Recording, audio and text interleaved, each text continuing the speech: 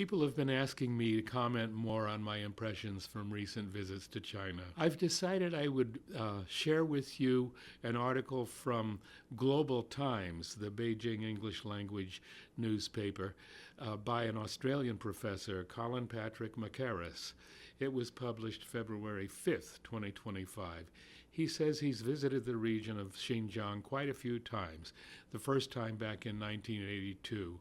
He says he remembers Urumqi, the capital of the Uyghur Autonomous Region, where travel was extremely difficult, even over short distances. Since then, he's returned quite a few times to Xinjiang.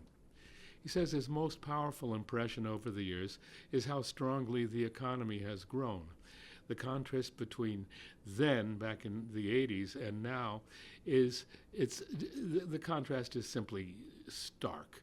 From 1952 to 2020, Xinjiang's per capita gross domestic product increased from about $23 a year to about 53,500 yuan, which is $7,358 a year. In other words, the ordinary person changed from being impoverished to leading a prosperous life. Moreover, the health level of the people has risen enormously. Average life expectancy in Xinjiang was less than 30 years back in 1949. Now it's about 75. That was a figure from 2019. It's a little higher now. Then there's the extremely impressive rise in education levels in Xinjiang. Illiteracy was once very widespread. Now almost all children of the relevant age attend primary school, and the completion rate of 9-year compulsory education is close to 100%. College education has expanded enormously for both Han and Uyghur students. In the West, the mainstream media and some others allege that Uyghur and other ethnic minority culture is being deliberately erased. The professor's experience and research give a completely different view.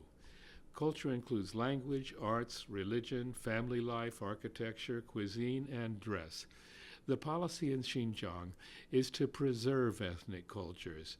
Uyghur culture is famous for its performing arts, especially its song and dance form called muqam. In 2018, the professor went to a music and dance school in Shachi County, which is southeast of Kashi, Xinjiang, where young people are trained in playing the musical instruments of the muqam, as well as the dances and singing that make up this very beautiful form of art. This shows there is absolutely no erasure of traditional arts, but the opposite. Training is extremely important in the arts. If a government wants to keep them alive, it will invest money and effort into training, and that's what the present Chinese government is doing in Xinjiang. Another area of great interest is language. Many allege that there is pressure to prevent Uyghurs and other ethnic minorities from using their own language, and that this constitutes cultural suppression. The professor's impression that ethnic minorities still use their own language in their own context in daily life. Official signs are in both Uyghur and Chinese, Mandarin. There is still a literature written in the ethnic languages, and some schools use ethnic languages for instruction for many courses. What is true is that there is a major attempt to teach everybody modern standard Chinese, Mandarin. This focuses on younger people, all of whom learn Chinese at school. Most of the instruction is in Mandarin, and getting more so. The public sphere, including government, law, and education, increasingly uses Mandarin, but Uyghur is also used. The professor says his own point of view is that there's no problem with people learning Mandarin. For national unity, it's important that people speak and use the national language. What would be a problem would be suppressing Uyghur. He sees no signs of that happening in Xinjiang or anywhere else in China. On culture, an important overall point is the role of modernization. It doesn't matter where you are. Modernity impacts people, especially young people. They dress differently. Their tastes in the art tend to be different. Modern forms such as cinema, television, and social media change the way people see the world.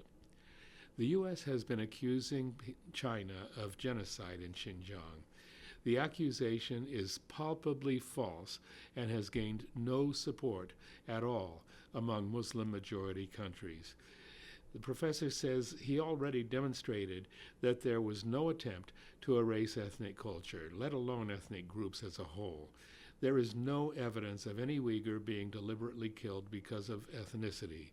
The fact that the latest national population census in 2020 included all the 55 ethnic minorities shows a formal recognition of those ethnic groups and no attempt to erase any of them. The whole idea of genocide is just outrageous. The reality of Xinjiang and its ethnic groups is not genocide, but increasing prosperity and modernity. Any problems in ethnic relations are dwarfed by the palpable progress visible to any unbiased observer who visits Xinjiang. As a postscript, let me say that I'm hoping to organize at least one delegation to China this year, including a visit of several days to Xinjiang. You can get back to me if you want more details about that. I look forward to telling you more. Thanks, and I'll see you soon. Bye for now.